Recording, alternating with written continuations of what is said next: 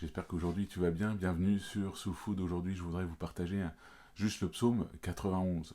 Je vous invite déjà, faites pause à la vidéo, allez vous chercher un café et lisez ce psaume 91. Je suis sûr qu'il va vous faire du bien, il va vous encourager à faire de Dieu votre refuge. Et aujourd'hui, voilà, je pensais à travers ce psaume 91, quand je l'ai lu, je me suis dit, aujourd'hui, on voit beaucoup de personnes qui cherchent leur refuge dans tout un tas de trucs, mais pas en Dieu. Ils cherchent leur refuge, par exemple, pour le nouveau président qui va venir. Lui seul pourra vous sauver la France, lui seul pourra relever la France. Il y en a d'autres qui vont chercher leur refuge dans une star, une idole, et ils vont adorer cette personne et en faire leur Dieu. Il y en a d'autres qui vont mettre toute leur confiance, leur espoir dans des objets, dans des gris-gris, dans des machins qui leur portent chance ou quoi que ce soit. C'est de la superstition, mais tout cela, en vrai, on sait entre vous et moi que cela ne va rien changer à leur vie.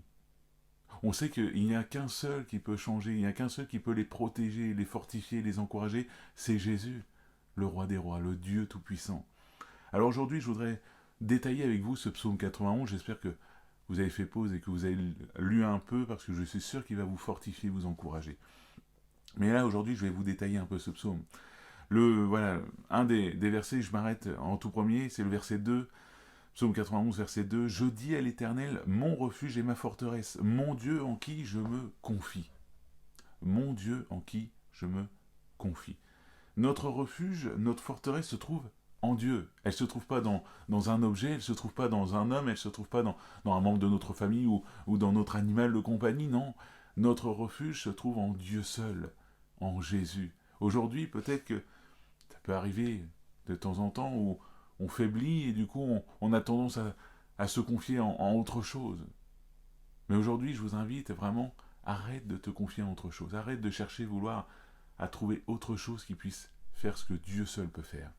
Aujourd'hui, confie-toi en Dieu, regarde à Dieu, parce que c'est lui seul ton refuge. Je m'arrête un peu plus loin, on va lire du verset 3 jusqu'au verset 7. « Car c'est lui qui te délivre du filet de l'oiseleur, de la peste et de ses ravages. Il te couvrira de ses plumes, et tu trouveras un refuge sous ses ailes. Sa fidélité est un bouclier et une cuirasse. Tu ne craindras ni les terreurs de la nuit, ni la flèche qui vole de jour, ni la peste qui marche dans les ténèbres, ni la contagion qui frappe en plein midi. Que 1000 tombent à tes côtés et 10 000 à ta droite, tu ne seras pas atteint. » C'est un psaume encore très moderne, on le voit. Il parle de la peste, donc on pourrait parler du Covid, on pourrait parler de l'épidémie. Dieu nous garde, Dieu nous protège. Que 1000 tombent à ta droite et 10 000... Non, pardon, que 1000 tombent à tes côtés et 10 000 à ta droite, tu ne seras pas atteint, Dieu. C'est une promesse qu'il faut saisir. Aujourd'hui, peut-être que tu as peur de cette épidémie, peut-être que tu as peur de tout un tas de pièges qui se met devant toi. Aujourd'hui, Dieu te dit qu'il te protège, il te fortifie, il te garde. Alors peut-être que tu as été atteint de ça, mais même quand tu es atteint, Dieu te relève, Dieu te guérit, Dieu te garde, il t'a sous sa main puissante si tu y as donné ta vie. On voit vraiment que ce psaume est encore moderne, il nous parle à nous aujourd'hui, avec tout ce qui arrive dans ce monde. On est encore, comme je vous l'ai dit, sous cette épidémie, et on voit que Dieu nous garde, il nous fortifie. Moi, il n'y a pas longtemps, malheureusement, ma mère a été admise à l'hôpital à cause de ça. Mais grâce à mes frères et sœurs, on a une famille spirituelle, une église qui prie pour nous. On voit clairement que Dieu nous garde dans la paix. Il nous fortifie. Et là, ma mère, maintenant, elle est quasiment rétablie. Elle a encore quelques jours d'hôpital. Mais je sais très bien que Dieu la garde, Dieu la fortifie. Et aujourd'hui, Dieu peut le faire pour toi. Alors aujourd'hui, je t'invite vraiment à ne plus mettre ta confiance dans un homme ou dans quelque chose dans ta vie, mais à mettre ta confiance en Dieu seul, en Jésus seul. Dieu nous garde aussi d'une chose qui malheureusement nous a atteints tous, c'est le péché. Je vous invite à lire donc le verset 9 à 13. « Car tu es mon refuge, ô Éternel. Tu fais du Très-Haut ta retraite. Aucun malheur ne t'arrivera, aucun fléau n'approchera de ta tente, car il ordonnera à ses anges de te garder dans toutes tes voies, et ils te porteront sur les mains, de peur que ton pied ne heurte contre une pierre. Tu marcheras sur le lion et sur l'aspic, tu fouleras le lionceau et le dragon. » Alors on voit que ce verset, il fait parallèle à un autre verset que vous avez peut-être dû vous rappeler là tout de suite, c'est quand Jésus était tenté dans le désert. Voilà, le diable dans le désert va tenter Jésus de toutes parts pour pouvoir le faire tomber, le faire pécher, et il va utiliser cette parole, vous savez, à un moment donné, je vous le lis avec vous, c'est dans Matthieu chapitre 4, versets 6 et 7, il lui dit, si tu es le Fils de Dieu, jette-toi en bas, car il est écrit, il donnera ses ordres à ses anges à ton sujet, et ils te porteront sur les mains, de peur que ton pied ne heurte contre une pierre. Jésus lui dit, il est aussi écrit, tu tenteras point le Seigneur ton Dieu. On voit voilà que à ce moment, Satan essayait de faire pécher Jésus. Il essayait de le faire échouer dans ses plans, il essayait de le faire tomber. Malheureusement, sa méthode est toujours la même. Il va prendre l'écriture, il va la tordre et il va essayer de te faire douter de la parole de Dieu pour te faire tomber dans le péché.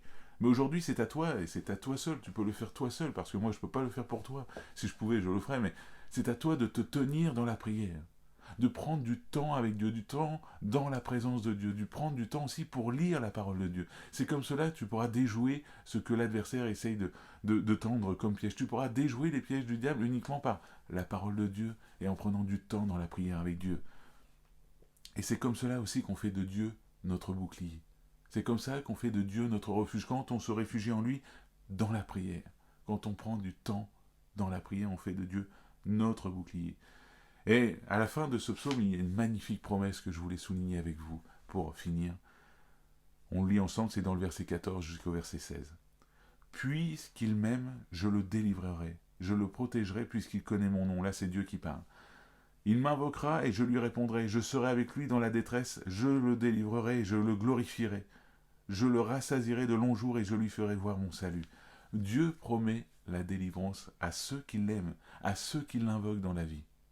Si aujourd'hui, c'est voilà, ce que je t'invite à faire dans ce temps après cette vidéo, je t'invite vraiment à invoquer Dieu. Si aujourd'hui tu te retrouves dans un piège ou si aujourd'hui tu te rends compte que tu es tombé, tu as péché, tu peux toujours demander à Dieu de te libérer.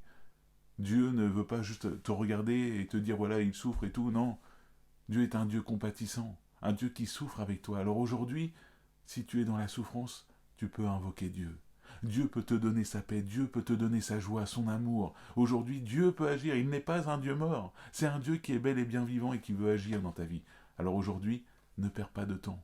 Prends du temps dans la présence de Dieu. Prends du temps pour lire la Bible, parce que Dieu a toujours quelque chose de nouveau à te dire, et Dieu veut te garder, te protéger. Donc aujourd'hui, voilà, je vous invite vraiment à prendre ce temps dans la prière.